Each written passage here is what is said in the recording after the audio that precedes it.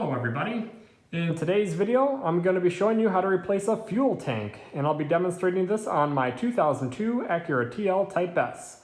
I'm replacing my fuel tank because I filled up my gas tank one day and suddenly there was a puddle of gasoline under the car, so it's time to switch that out for a new one. So before we start, why don't you go ahead and check out the description where there's going to be links to parts, more information, as well as timestamps so you can better navigate through the video.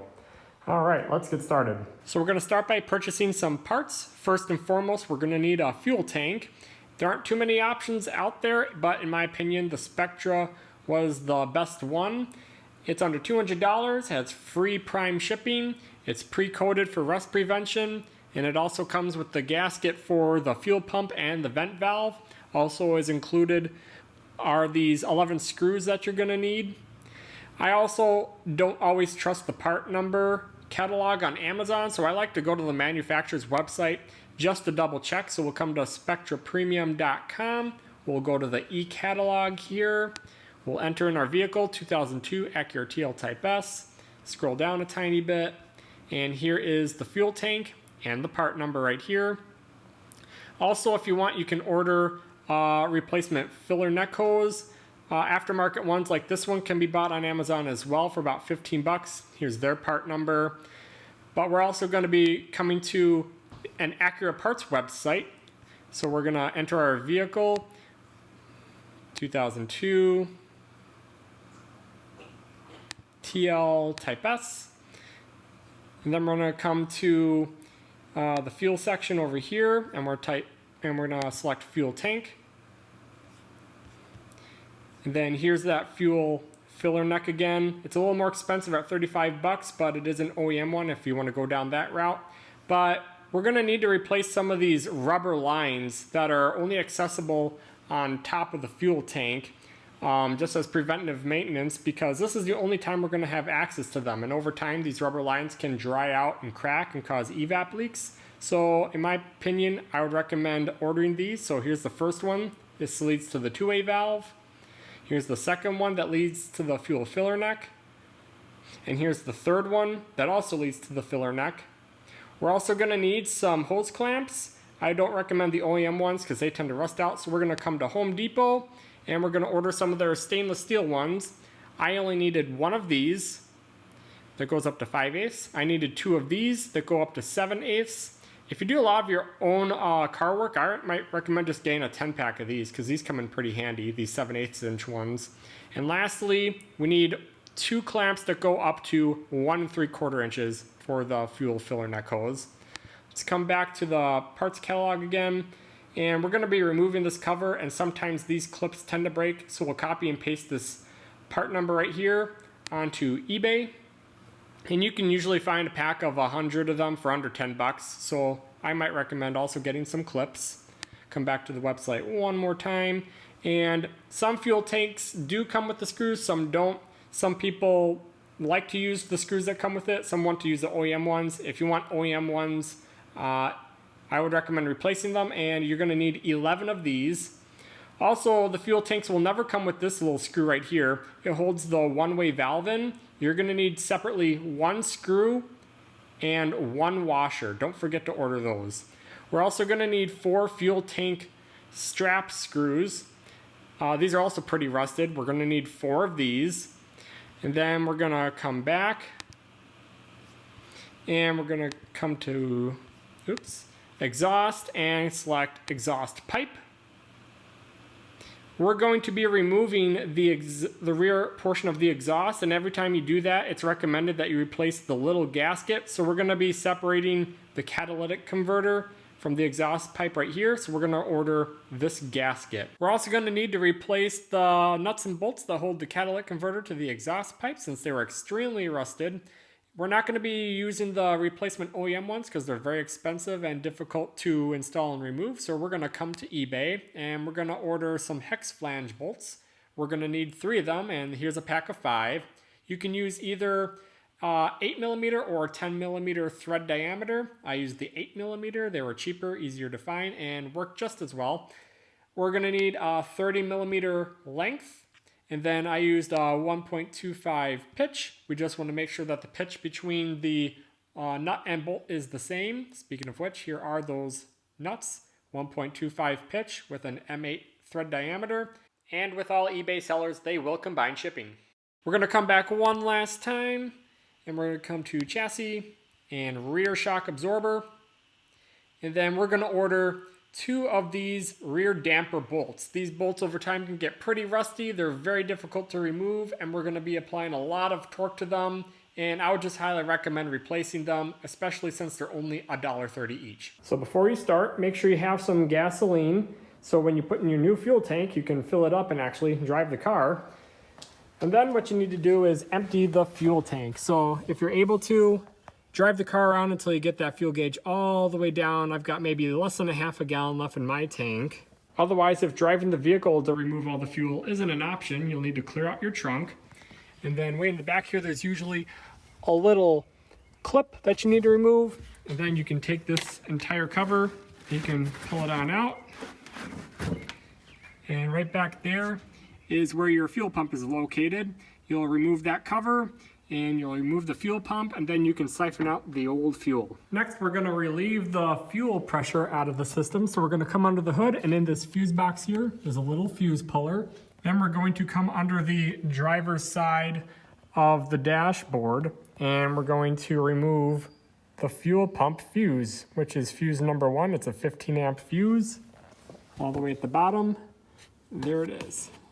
We're gonna remove that fuse. Now we're gonna come into the vehicle and crank the engine just to relieve that fuel pressure. Sometimes the car will start for a couple seconds. We're just gonna let it run until it dies out. So here we go.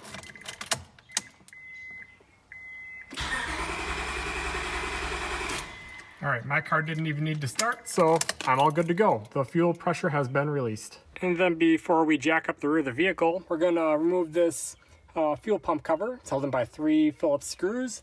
We're gonna lift up the cover, and then we'll take out the little electrical clip right here.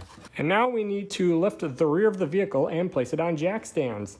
And so normally I would lift the vehicle here and place a jack stand under the subframe here, but we can't leave it there because we need to remove the subframe bolt and the subframe to get the tank out. So you can still start that way, and then you can take off your tire, and then you can jack up the vehicle again a second time under the knuckle here. And then you can take your jack stand and move it from here back under this original jack point. Make sure you lift the vehicle nice and high so you got plenty of room to get that fuel tank out once you drop it down. Now we're gonna take our liquid wrench penetrating oil and we're gonna give some bolts a spray. So the most important one will probably be the strut bolt, so we'll follow it all the way down and we'll give it a spray right there. We're also going to be removing this end link bracket, so we're going to spray the bolt next to it. And then here is the subframe bolt, the main one. You'll see there's a little square inside of the gasket there, the little rubber part. You can give a spray in there. And then we're also going to be removing this giant bracket. There's 2 more smaller bolts down here. Give those a spray. And then do the same thing on the rear subframe bolt. Give it a spray in between that little gasket up there, and give these last 2 little bolts a spray as well. Next, we're gonna work on removing the exhaust. And to start, we're gonna have to disconnect the catalytic converter from the rear portion of the exhaust pipe via these 3 bolts right here. And over time, especially if you live in the rust belt like me, these bolts can become extremely rusted. In fact, I had only just replaced these bolts a few years ago, and they're already starting to go to crap. So your bolts could look significantly worse than mine. This will probably be the hardest part of this project if I were to take a guess. So if they're still in decent condition, maybe give them a spray with some liquid wrench.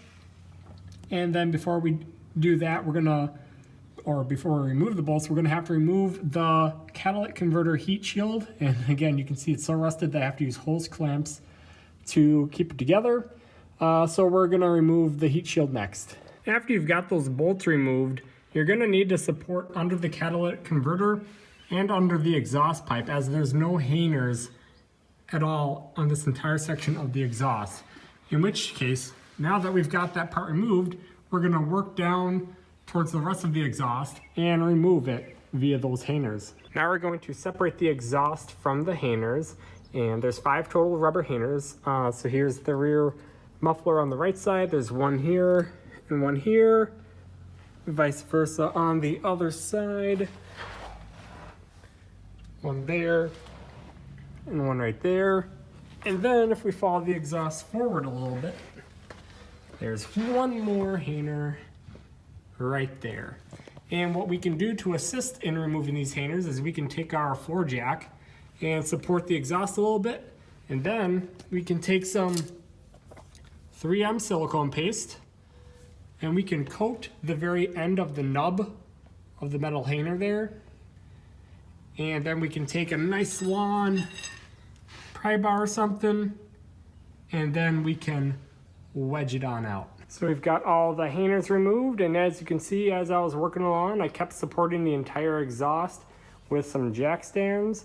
And now I'm just gonna take the jack stands out, starting from the front and working my way back and take out the entire exhaust. Awesome, the exhaust is out. Next, we're gonna come under the rear driver's side wheel, and we gotta remove this plastic cover that covers up these 3 tubes here. 2 of these are vent tubes, and this is the fuel filler neck tube.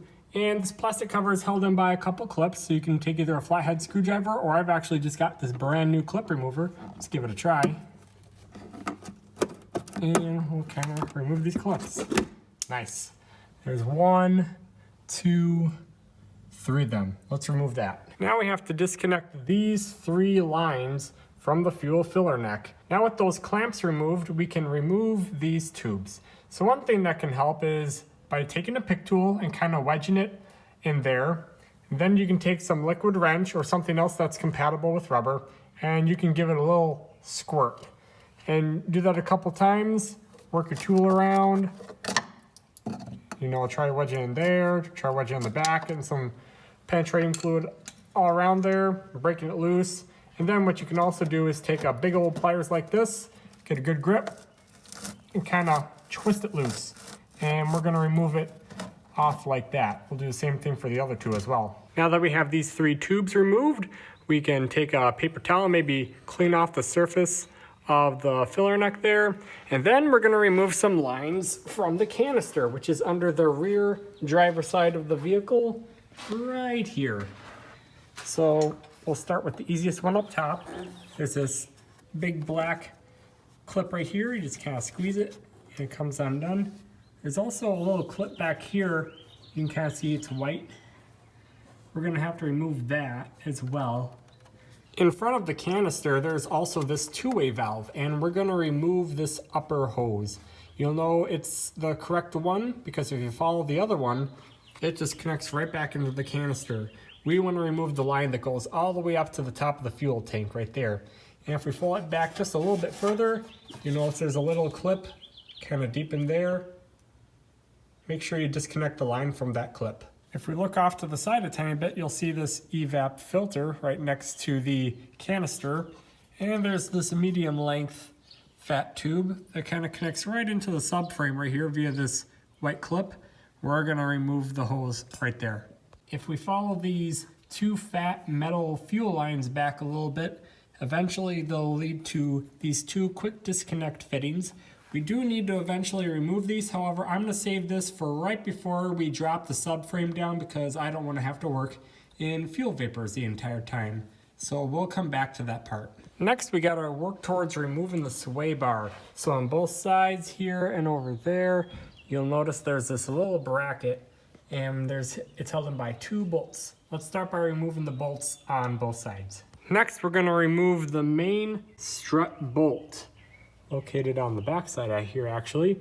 It is a 17 millimeter. Let's remove that next. So these bolts are very old, long, rusty, and difficult to remove. So if you're not careful, you could break them. And I simply recommend letting it soak in penetrating fluid for a few hours.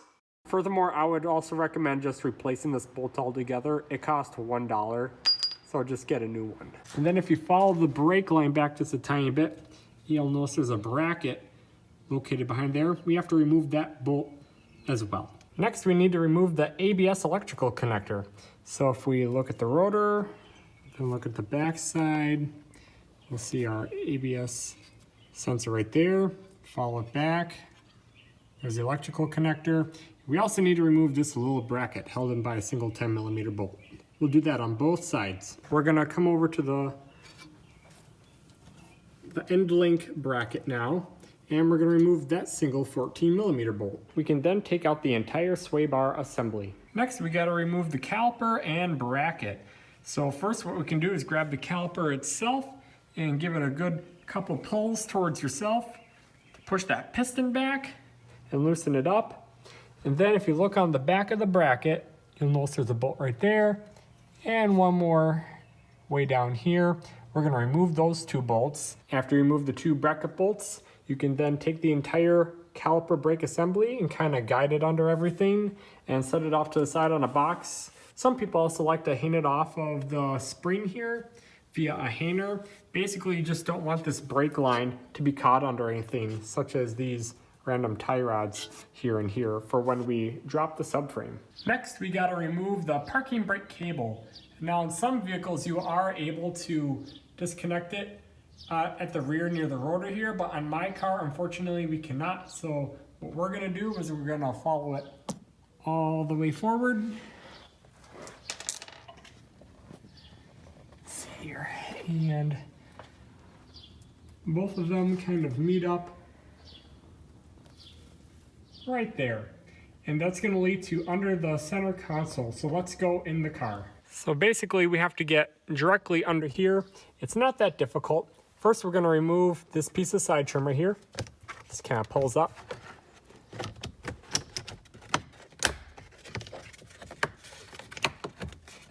There we go. Then we're gonna do the same thing for the other side.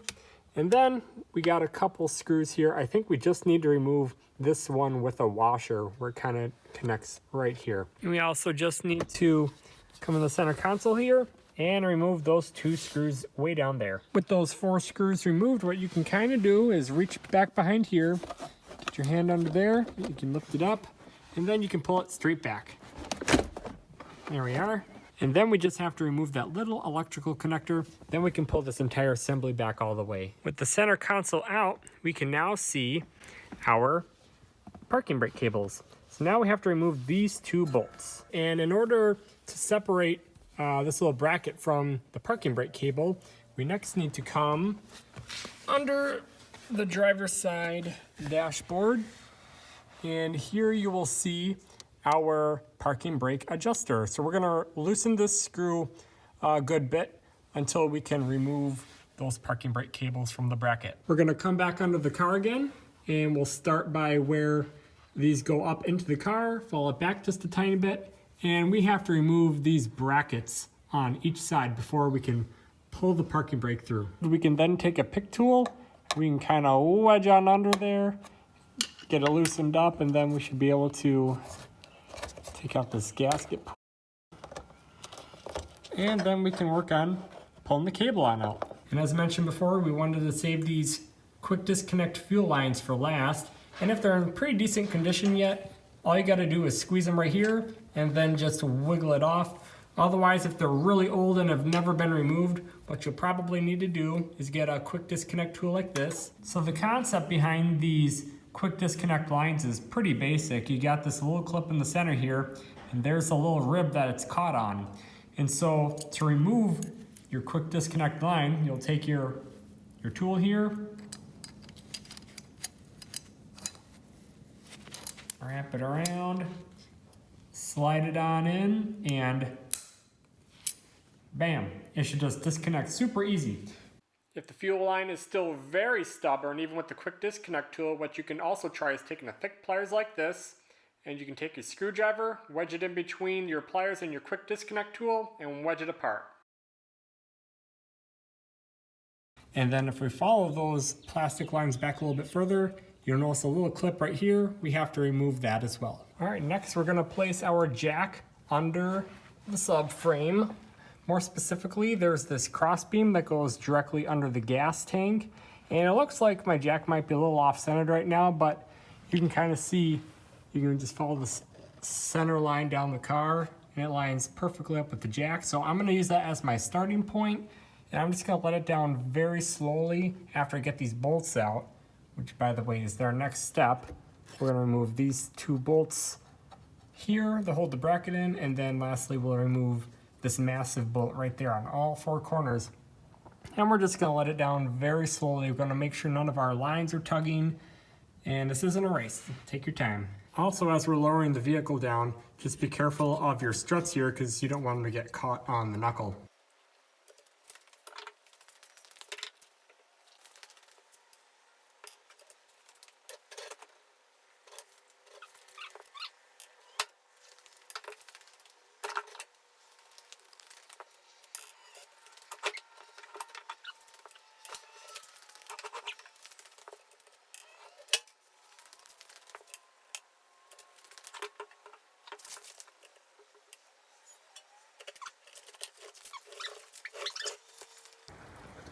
So here's just a quick look at everything just to see how it all comes apart. See all the suspension components that come with.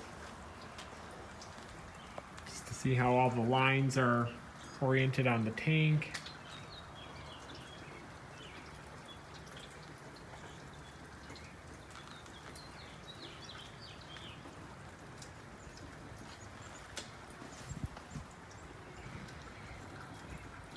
So yeah, now we're gonna start transferring all the stuff over to the new gas tank. So we got pretty much all the lines removed. I'm gonna leave that on there because I got a new one.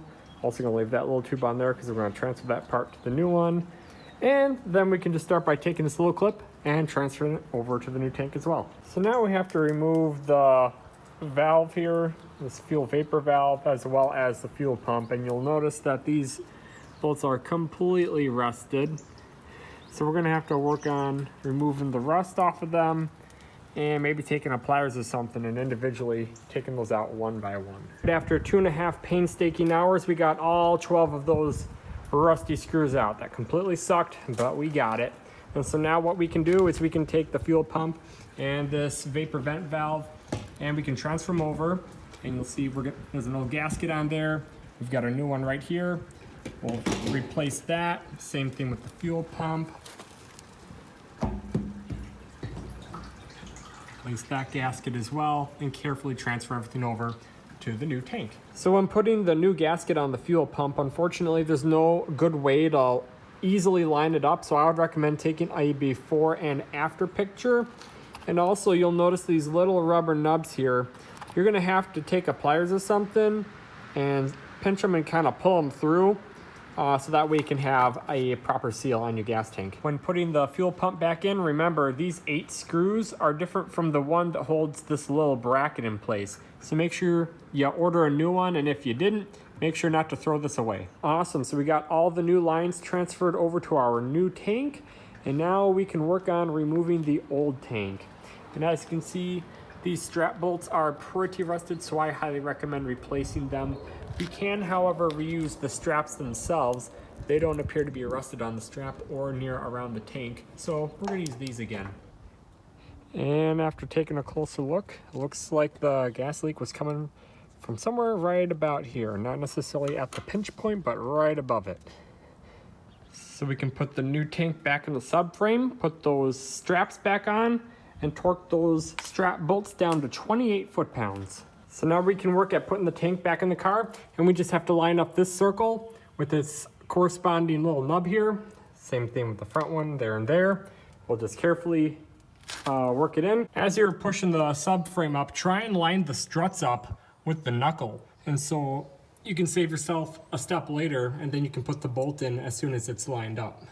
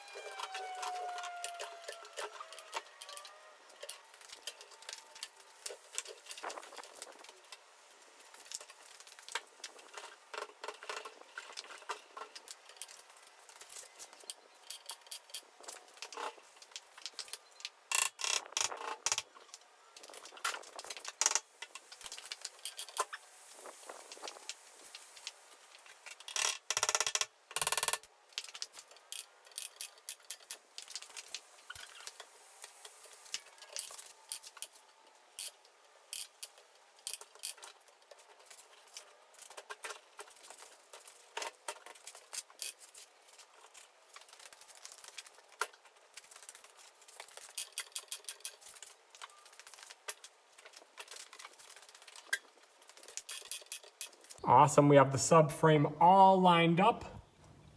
And now we can work towards putting these little brackets back in place. You're gonna torque the small bolts down to 16 foot-pounds and these large bolts down to 76 foot-pounds. And then while trying to continue working in a reverse order fashion, we're gonna take these parking brake cables and guide them back up into those holes. So while we still have a little bit of slack, before we go inside the car and tighten down those bolts, we're gonna attach these rear bracket bolts and torque them down to 7 pounds each. Now we can come back into the car and we're gonna torque down these 2 bolts to 16 foot-pounds. Then we can attach the ends of these parking brake cables to this bracket. Then we'll come all the way up to the front by the parking brake pedal. And we're gonna tighten down this adjuster until there's enough tension where if we push on this pedal moderately, there should be only between 2 and 4 clicks. So let's see where we're at. So I'm at 3, so that's perfect. Now we can reinstall the center console, and we gotta first hook up that electrical connector for the light, and then we can push it on forward, get everything lined up, and then we'll put these 2 screws back in, as well as those 2 screws back in down there. And then lastly, you can attach these pieces of side trim here. Now we can put the brake caliper and bracket assembly back on, and we can torque these 2 bracket bolts to 41 foot-pounds. So now we can work towards putting the sway bar back in, and we'll start with the bracket, and we can torque those bolts down to 16 foot-pounds. So now we can work on installing the bracket. And so what we want to do is we want to start the strut bolt here.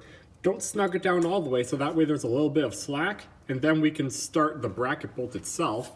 And then we'll come around the back here, and we'll torque this bolt down to 43 foot-pounds. Then we'll come back again to the other side. We'll torque this bracket bolt down to 33 foot-pounds. And then we can both attach the ABS sensor bracket bolt, torque that down to 7 foot-pounds. We can attach the brake caliper hose bracket bolt down to 7 foot-pounds. And then we can come all the way back up here, and we can plug in the actual ABS sensor connector. Now we can reattach these lines to the fuel filler neck and tighten down our hose clamps. Then we can take this cover and put it back on place, reattach the 3 clips as well. Now we can come under the car again and reconnect some of those EVAP and fuel lines. So we'll start with this fat tube that connects kind of to the subframe there. Then we'll reconnect these 2 fuel lines, reconnect them to the little bracket. And then behind that, we got this fat connector right there. Connect that to the canister and connect it to its corresponding clip. And then last but not least, you got that last little line that connects to the 2A valve, connect it there, and kind of hard to see, but there's a clip back there you should reconnect it to as well. Now we can work at putting the exhaust back in. You can see I've got it kind of supported and somewhat level via my jack and 2 jack stands. I got one way down there as well. And we're gonna reconnect those 5 hangers. There's 2 on each of these back mufflers as shown before, and then 1 on that central muffler right up there. So we have the rear portion of the exhaust attached to those rubber hangers again, and now we can work towards connecting it to the catalytic converter. And so firstly, we want to center that O-ring in between the catalytic converter and the exhaust, and then we can snug these bolts down, torque them to 25 foot-pounds, and then we can reconnect that heat shield as well. And then we can work at putting our wheels back on, and remember you'll have to probably start by jacking it up by the knuckle, and then you can swap your jack stand from that point to that point. And then you can jack the vehicle up by there, take your jack stand out, put your wheel on, and torque those lug nuts down to 80 foot-pounds. Now we can come back in the trunk and reconnect the fuel pump electrical connector. We can put this cover back on and reinstall the 3 screws. And then you can put your trunk liner in after that. Now we can take our 15 amp fuel pump fuse, put that back in, and then put the cover back on. Now we can add a couple gallons of gas to our car, reinstall the gas cap, make sure to click it at least a good few times. There we go. Now before we start the car and go for a drive, we need to push the brake pedal just a couple times. There we go. We're doing that because before, when we removed the calipers, we had moved the pistons back, and so now we just re-engaged them, because if we would have just gone for a drive, the first pedal push or two, we would have had no brakes. So make sure to just give it a couple pushes before you go off. All right, everybody, and now for the moment of truth. Let's start the car.